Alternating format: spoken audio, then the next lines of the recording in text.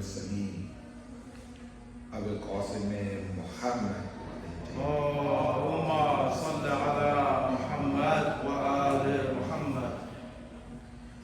بسم الله الرحمن الرحيم. إنا أعطيناك الكوثر فصل لربك وانحر إن شانئك هو الأبتر. In the name of Allah, the most beneficent and merciful. Surely we have given you Kawthar. So pray to your Lord and make a sacrifice. Surely the one who is lame in you, he shall be cut off. Assalamu alaikum wa rahmatullahi wa barakatuh. We are here in one of our most blessed days, celebrating a mercy to the world, which is Fatimah Zahra sallallahu alayha.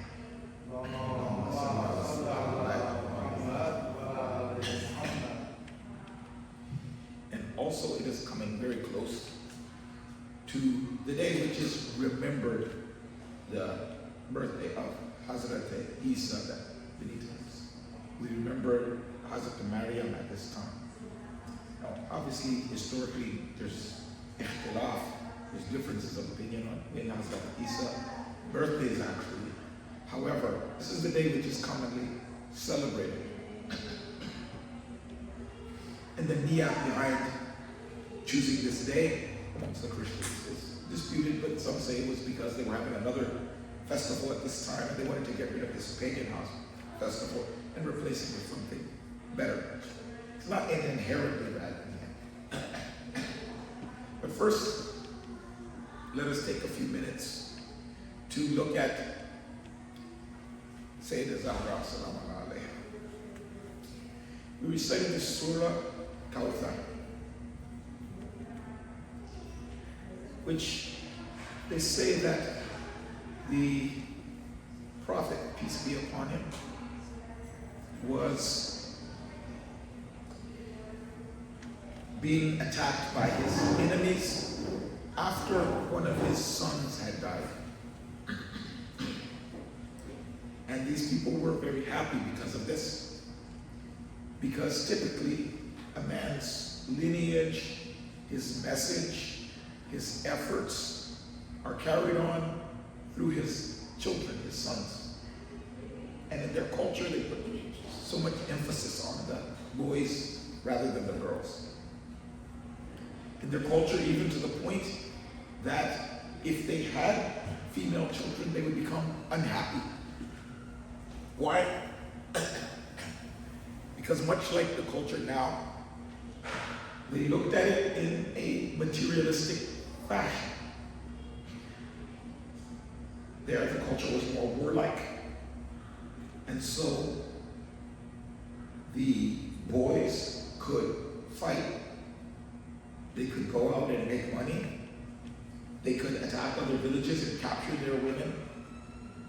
And if a man who's old and wants to go out and fight and he has 5, 6 boys with him, representing him, that was a great achievement. And he also could carry on his message. I could leave my wealth to him. And he felt like if I had a girl, then I have to give my wealth, my money, my power, everything to someone else. Maybe she gets married to another tribe and they turn against me. So they would become unhappy to the point that they would kill their girls. So when the Prophet's son died and his wife was old, they said, aha, good. Now there's a chance that the Prophet's message will die with him. And if the Prophet does not have a boy, then maybe if we kill it, that's it. No one can carry on the message. No one can gather the ummah. No one can have this rank and this authority and this perception amongst the people that the Prophet had. And so a key and a keen thing that they were looking at was to crush physical means. So they had this idea that, we have the idea that, especially amongst the Shia, that this, from the line of Adam, there's always a specific hujjah, and a person who is a proof of Allah to the rest of creation, and the representative of Allah to the rest of creation, and that this is carried from one person to the next. So they felt if they could kill the Prophet, then they could, without him having a son, they would kill the Hujjat himself. And in the message, and in this call towards Tawheed, physically, it's the conspiracy theory. Sometimes people wonder that Prophet Muhammad's father, when he was killed, some of them was because they recognized that he's carrying this lineage. Even they warned Abu Talib when he brought Prophet Muhammad to Syria. They said, keep him away from certain people because if they recognize him, they'll try to kill him. And we see with our own master, Hazrat Imam Mahdi, Adillah Ta'ala Faraj Sharif, that he is hidden so as not to have him killed. So they said, they began to make fun of the Prophet. If you don't have any son, you will be cut off.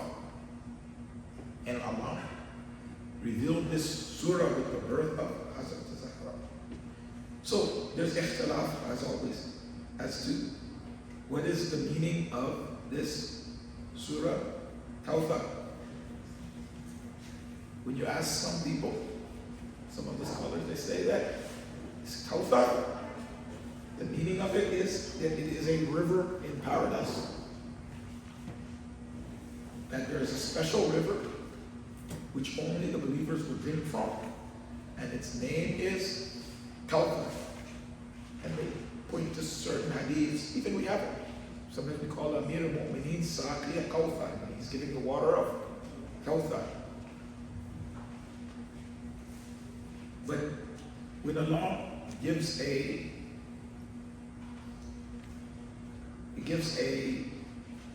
one of the things that's good about the Quran, special about the Quran, is there's multiple possible correct meanings. So, see, this is one possible meaning, that it is a special river which is very sweet and very cold, which is in paradise.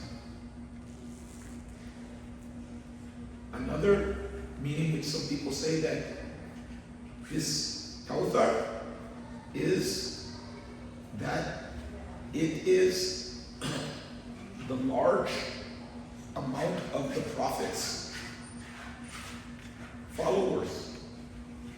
From the word kathra, it's a lot. They say that the Prophet had a great number of followers, and Allah is refuting the claim of the enemy by saying, look, the Prophet has so many, will have, predicting that the Prophet will have a great many followers. Then there's those who say that no, this is the Sadat, meaning the descendants of the Prophet will be a great number. And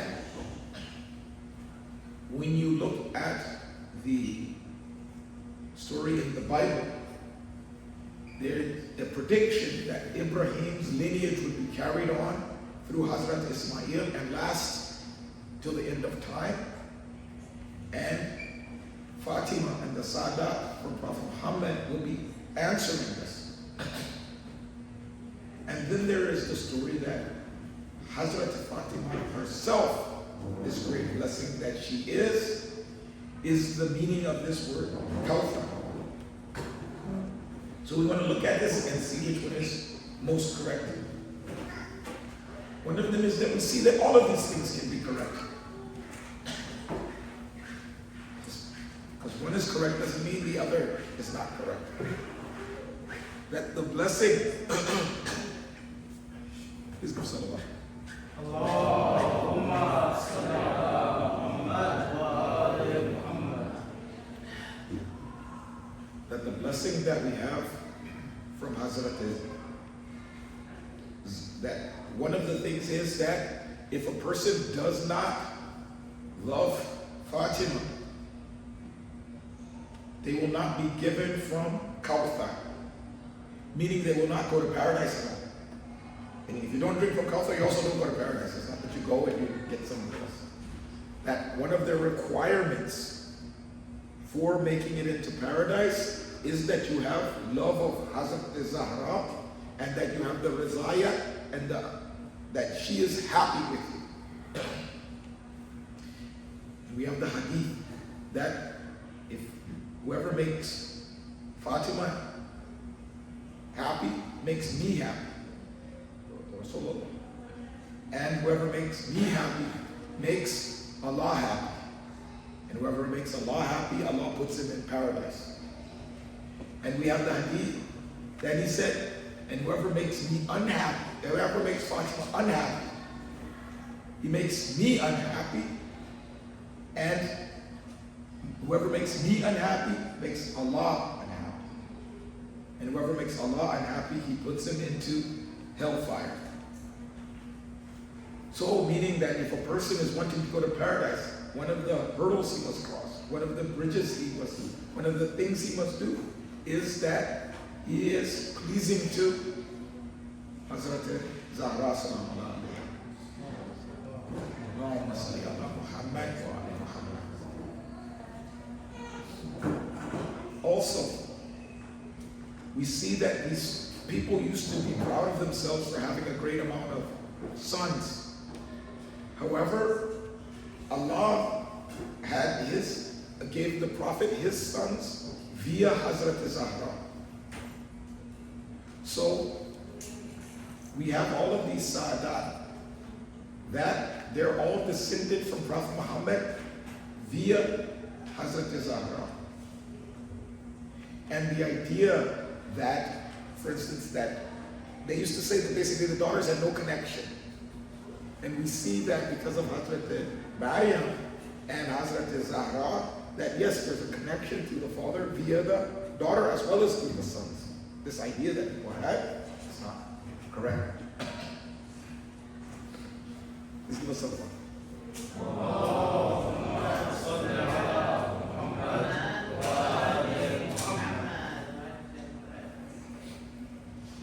Please give another salawat. Allahumma salli ala Muhammad wa ali Muhammad. So, the other part is the Ummah of Muhammad. Now, if not for Hazrat Zahra and the various sacrifices that she made, Islam would not have reached us. Because if you look, there's a certain amount of symbolism that comes with the girls versus with the men. That women are a symbol, symbolically is pure, like ikhlas. That a woman is a symbol of purity, meaning that you're getting a reflection back exactly with purity. Say, I have pure water, it means I can see correctly through it. If I have a mirror, it's reflecting exactly. So women are supposed to be a symbol of purity. So if you're wanting to get the pure, exact message of the Prophet sallallahu alaihi wasallam, she's going to teach her children exactly word for word what her father taught her. So we're able to get that exact, pure, precise meaning and everything. And one thing that's also interesting, that's true also in the real with the rest of us, is that there's a certain special connection that the daughter has with her father. There are things that he can tell her that he can't tell even his wife, or maybe his sons, or maybe his best friend. So you get exactly the price. get the precise everything that he's telling. And then also there's another thing which is special about women, that a lot of just let me describe a little bit how faith and works. Part of our faith is through our reason, meaning it's rational. I wouldn't say reason, I'll say rationality. 1 + 1 is 2. It's part of how I know something is true. 1 + 1 is 2. Right? It's reasonable. Another way is I learn this. It's also reasonable. Another way is I feel this. Now, I'm in the field of sales. So we have found out, and always in research, you can explain to somebody exactly the benefits and harms of doing something. You should buy this car, because if you buy this car, it will get you from 0 to 60 in 4.2 seconds or whatever the cars are go nowadays. It is very fuel efficient. It does this, it does that. But if that car has an ugly color, they won't buy it. If it doesn't have a cool design, they won't buy it. It's the same car that does the same thing. If you painted a nicer color, many times they buy features they don't even know what they are because of status and things. So the feeling is a lot of times what motivates the person. Most people here, we can rationally think of Allah. But how do we actually believe? A lot of it is through our heart. We feel that it's true. That's the motivation. So this Hazrat Zahra is giving us a connection to Allah subhanahu wa ta'ala in the most sincere way of the feeling it to be true. Yes, we have the rationality of why it's true, and of course it's true, and logically it's true, and rationally it's true, and 1 + 1 is 2. But also, there is a necessary component of feeling that need. That this must be true. It has to be true. To set that fire within us. To call us to action. To call us to why do I act on this logical thought. Because there's people who they rationally think about it and then they still go the other way. Because they don't feel it in their heart. There's many atheists. He'll rationally come to the conclusion that Allah must be. He'll still act in the opposite. Why? Out of arrogance. I'm too important. I want my nafs to be higher. But why? But what was that? One was a feeling and one was rationality. His feeling overcame his rationality. So it's important that we have both, that it's logical and it's rational, and also we feel it. So we have this huge ummah because of the efforts of Fatima Zahra, who gave us these blessed children that she had, Hassan and Hussein and Zainab and Muhammad, that they conveyed us that deeper, that tighter, that connection with Allah subhanahu wa ta'ala. The people, the Meccans, they used to believe in Allah to some degree. They used to worship idols and they would believe in Allah. So they had a logical connection, but they didn't act on it. There are many people who they think of Allah like in a very, they don't act in a materialistic almost way. Fatima Zahra gives us that spiritual connection. So that's that other thing. That large ummah of Fatima, that large ummah that we have is one of the blessings of Hazrat Zahra. This, when you take these things, this is showing the completion of the meaning that comes after, which it says, Inna shani'aka huwa al-abtar. That we have given you a lot. We've given you the rivers in Jannah. We've given you the keys to Jannah. We've given you descendants and lineage. We've given you a big ummah. All of the things that he said that you wouldn't get. We've given you all of these sa'adat. And your opponent is who doesn't get anything. Nobody even knows who that was. He thought he was important because he had all these sons and children. If you do some research, you can find out the name. But he thought that everybody's going to remember him, and he's gone. And now everybody remembers Hazrat Zahra. Salam alayha. No one remembers him. Please give salawat.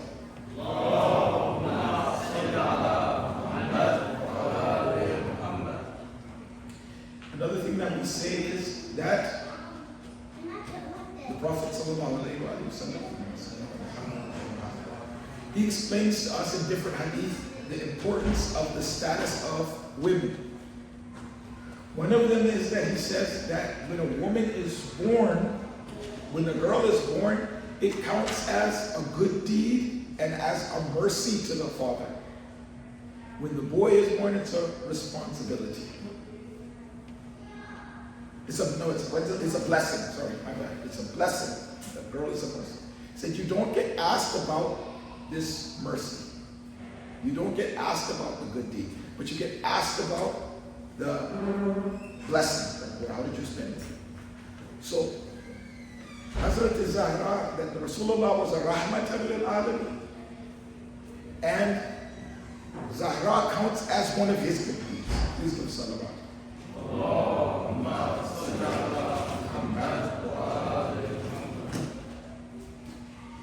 They say that when the man gets married, that his wife completes half of his faith. Half of his faith. When Amir al-Mu'mineen went out and fought in Khandaq, the Prophet said, this is all of faith. This is all of faith going against all of kufr. But Fatima Zahra salam alayha was the completion, and the other half of that, complete faith. Please give salawat.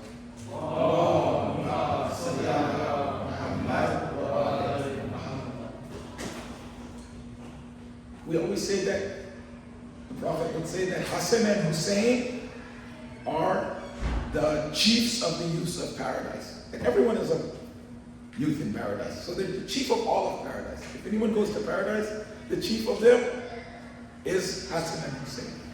Amir al-Mu'mineen is even in a higher status than. But he also said that the heaven is under the feet of the mother.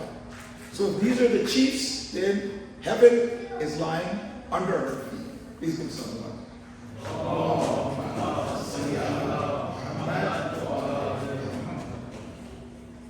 And what's very interesting is the title he had for Fatima, Hazrat Fatima, is mother of her father. A very interesting title in so many different ways. First of all, in Arabic, this word is mother is it's mother. When, like most words in Arabic, you can break these down into where they're coming from. And other words come from this word. From this word we have like Qura, talking about Mecca, right? Qura. But it's in the meaning of either the source city or the best city. And it's the greatest city because it's Qura. Another meaning that we have is Ummah, which is a group. That she was like a Ummah for the Prophet, just one individual being Hazrat Zahra. Another thing that the mother represents is the person who loves and cares about you the most. That your mother will die for you, your mother will care for you, your mother puts you ahead of, and your success ahead of hers. Fatima Zahra, salam alayha, did that for Rasulullah sallallahu alayhi wa sallam. Please go salawat. Allahumma salli ala Muhammad wa ala Muhammad. So we're seeing this high status. We see that Hazrat Zahra had several important traits. Now, these good traits look different in a man and in a woman, but the source is the same. So a good trait that a man has and a good trait that a woman has, let's say shuja, which is bravery, looks different if a woman is shuja or if a man is shuja. It looks different if a man is brave or if a woman is brave.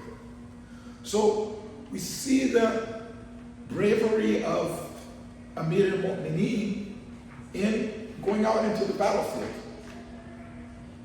right?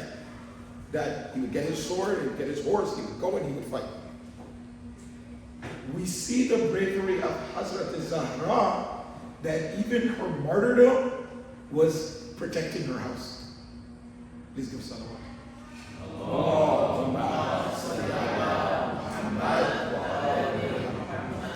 Very interesting that her bravery is letting her sons and her husband go out and fight and not being afraid and protecting her house.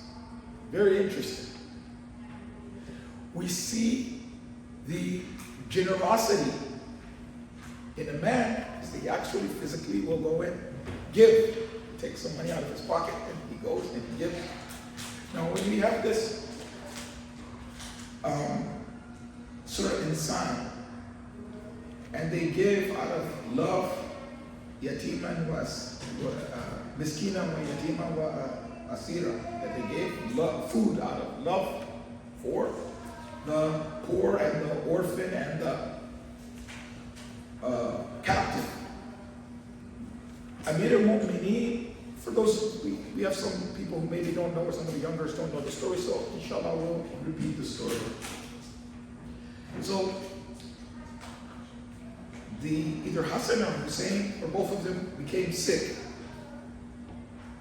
And Hazrat al-Zahra and Amir al-Mu'mineen and Hassan and Hussein said that if whoever is sick gets better, we will fast. They made a nazar, we'll fast 3 days straight.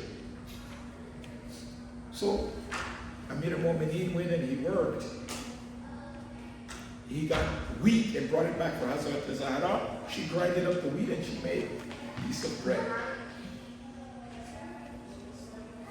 Then the poor person came, and Amir al-Mu'mineen gave that bread away. Now, Amir al-Mu'mineen physically gave the bread. But what was he relying on? That Hazrat al-Zahra was not complaining. So her generosity wasn't that she went to the door with the bread. Her generosity showed him that she didn't complain. Her generosity didn't show in her working super hard out in the field. Her generosity was whatever Amir al-Mu'mineen brought, she didn't complain. She was happy with it. Meaning that things look this, it's the same emotion, it's the same righteous action, however it looks different. So when the Hazrat Maryam's mother says that Az-Zakari laysa kal-unta, that the boy is not like the girl, Allah doesn't say no, that's not true. When Allah quotes somebody in the Quran, it's usually because there's some wisdom in their words, it's particularly evil or it's particularly good. It's not.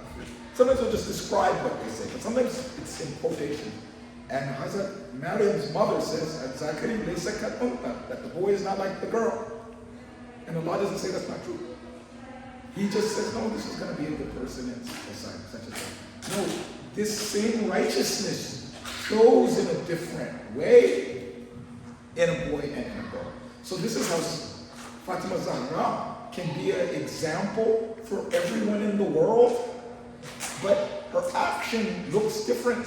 So this action of righteousness, which was generosity, looks different on a female, but it can still be an inspiration for a man.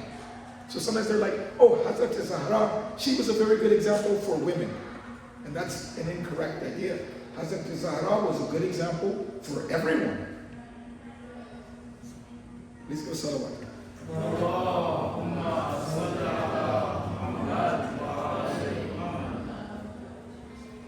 Another thing that this looking out for the weak, right? Not taking advantage of your strength. So when you see a man and he doesn't take advantage, like Amir al-Mu'mineen, He would never kill women or children or something when he fought. If someone came as a captive or something, he would show mercy. But how does the woman show mercy? Now, a lot of women will say, oh, well, I'm very kind and gentle with my kids. Yes, alhamdulillah, that is a very important sign of their mercy. Even the womb of the mother is called the rahim, right? It's arhamikum, in your wombs of your mother. So, even it's called a mercy. However, the mercy of a woman to her children tends to be instinct. That Allah bless them, that they act merciful to their children, whether they almost intend it or don't intend it. It's not that it's a bad thing, but Allah makes it instinctive. It's so important. It's not that, oh, it doesn't count. Something very bad. They'll take, let's say, that the men will instinctively protect and provide for their wives on instinct. It's not bad. It's still commendable. But it's half of it is that they just have a strong instinct to do it. And Allah makes it easy in that way. And it's something that we should thank Allah that they're like this. However, a lot of the mercy that women can show, and Hazrat Zahra is a good example of, is what? Her kindness to her husband. How do we know this? How do we know that it's her kindness to her husband? Now, Amir al-Mu'mineen and Rasulullah sallallahu alayhi wa sallam,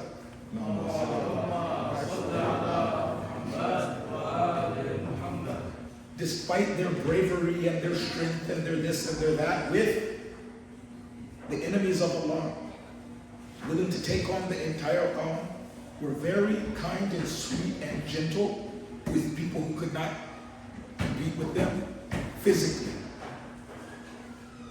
So you would see if they married a woman who was disagreeable, they would maybe say something here and there, it's better not to act that way, but they would not be harsh on them. They wouldn't just smack them around and get them into shape, right? Some tyrannical men are like that. The wife gives them some hard time, just bonk them in the head, and after that, no more hard time. Sometimes they can come back to haunt you. I knew a guy, I don't know if he was tyrannical, but anyway, now he was weak. He had come to the house, and his wife is so angry. This guy, he just sits around the house, he doesn't work, this, that, and the other. He has cancer. I'm like, well, he has cancer, maybe he should sit around the house. But anyway, your tyranny comes out there. Now he's not strong. If he tries to say anything, she could just wheel his wheelchair down the street. He can't say anything. Now he's weak. So, meaning, Amir al-Mu'mineen was no threat to her physically. If she said whatever and ran her mouth, he wasn't going to do anything. And we can see this because of Amir al-Mu'mineen followed the example of the Prophet. The Prophet, some of his other wives would run their mouths and say whatever they wanted and this, that, and the other. And sometimes their own relatives would intervene. But Rasulullah never did anything. He was kind and merciful. Right? But we see that she had this power to be hard with her tongue. When they stole Amir al-Mu'mineen's right, she came and gave everybody a tongue lashing and cut them to pieces with her tongue. To the point that they felt so guilty they gave the stuff back. Later on, some of them took the things again. But in their face, they couldn't stand up to it. She cut them to pieces with her tongue. Now, she had this same tongue that she could have used on Amir al-Mu'mineen. And so she was more powerful in this aspect. And because he wouldn't say anything, even though he was a very eloquent speaker, he's not going to defend himself. I have a sharp tongue, I can cut him to pieces too. Why are you coming home way late? Why are you doing this? Why are you doing that? Why are you doing the other? But she held her tongue with him. That when she wanted to pass away, he said, she asked him, did I ever ask you for anything? He said, no. He never complained. Even I said, this is another way in which the generosity looks different. That her being bakhshande, as they say in Farsi, meaning she gives, But it wasn't giving. What did she give? Even though actually she did. She even showed that when she had the capacity to actually physically give, she did it. Meaning when Hazrat Zahra, one time I did the calculations, I forget what it is, with Fadak, it was billions of dollars. Like when they said this is the revenue every year Fadak got in gold, XYZ, and you convert the gold into dollars now. The revenue was this, billions of dollars. She just handed it to Amir al-Mu'mineen. She didn't think, okay, now is the time for the upgrade. Even I tell people, what was Amir al-Mu'mineen's job? You know, every time you go, the men, if they say, oh, the person got married, I wonder what she looks like. The woman gets married, what does he do? Amir al-Mu'mineen was a farmhand. You know, we always have we try to make these, what do they call it? These stories which, you're just like a fantasy or whatever. The guy just makes a fantasy for himself. The woman's fantasy is, I'm a farmhand and I marry a billionaire. And the man's fantasy is, I'm a farmhand and I marry a princess. Fatima Zahra was the princess of the community because her father was basically the king. And she married the farmhand on his character. And gave him billions of dollars. I mean, sometimes we don't realize because it's so automatic. Well, they're good, of course they did it. We forget that they're human beings. That's why they're an example for us. She turned down billionaires to marry the farmhand. The other people, they said that, when Amir al-Mu'mineen wanted to get married, Rasulullah said, what do you have? First of all, he didn't even ask. He just came and sat next to the Prophet and just started like shuffling his feet and things like that. And then the Prophet said, it seems like you're here to marry, ask to marry Fatima. He was so shy about it. But the other people were coming. So Amir al-Mu'mineen, he's like, what do you have for a mahar? He's like, I've got a sword, and I've got a camel, and I have my armor. Those are his 3 possessions in the world. The other people who were asking for her, they were able to outfit the whole army. Like one of them, you'd be like, yeah, okay, boom. You need to outfit the army, write a check and knock it all out. Just me, by myself. She turned these people down. To take the farmhand who had the character. This is showing an extreme amount of trust in Allah. Extreme. This is hard. It's funny that this. For men, it's not the same. Oh yeah, she's cute. I'm a king. I'll marry a farmhand or whatever. Maybe. For a woman to do it takes an extra level that I'm going to put myself in financial hardship because this guy has this great character and it's easy for me. And then I don't complain that, you know what? Well, my dad was in charge and this, that, and the other, and now he made me poor. No. She was always never complaining. Even if you think about the qadr of it, the loaf of bread that she had, this is showing that she had that very deep knowledge. I was going to go to her superficial knowledge, meaning she goes and in the whole khutbah, she goes and explains the whole deen to everybody. What's this deen? Salat is like this and like this and like this. So she has this knowledge of the religion. But when she had the really deep knowledge, that you know how Rasulullah sallallahu alaihi wasallam,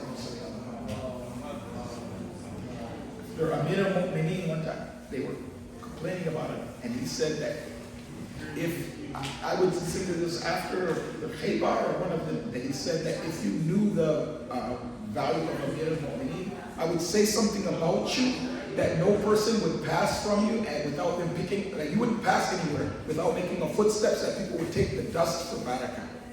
But I'll say to you that you are to me as Harun is to Musa. So the full one he's saying that.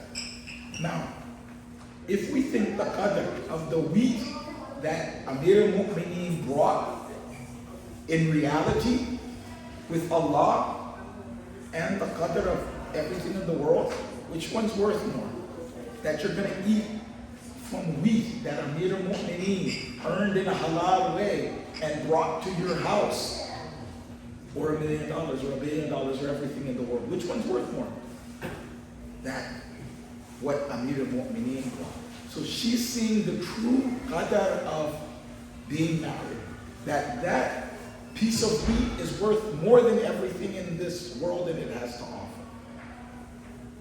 Not just knowledge of the religion, deep knowledge and spiritual understanding of the realities of the universe. Sometimes we say, oh, well, she taught the Quran, that she can read it frontwards and backwards and stuff. No, deep understanding of the meaning of the universe. I'll leave you with something. That even when Rasulullah sallallahu alayhi wa sallam, when he wanted to pass away, that the angel of death, whenever he comes to take someone, he doesn't stop at their house, he doesn't knock at their door, you can be whoever. He comes and he takes your soul. If you're nice, he takes it nicely. If you're bad, he yanks it out. Put his foot on your chest and pull it out of you. Whether you want it or not. If you're nice, he comes and easily takes it out. When he came for Rasulullah sallallahu alayhi wa sallam, he knocked on the door. When he went to the house of Fatimah, that's the only person that ever got the door knocked on. He said, can I have permission to enter? Please give a lot of salawat for Fatimah.